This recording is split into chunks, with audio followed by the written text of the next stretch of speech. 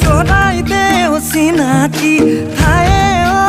অসমৰ চৰাইদেউ চিনাকি ঐ নাম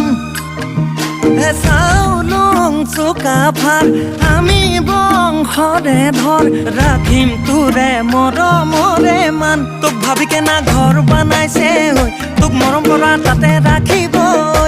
তুই নাগা পাহাৰ লাগা ছ মই বেকা ভৈয়াম লাগা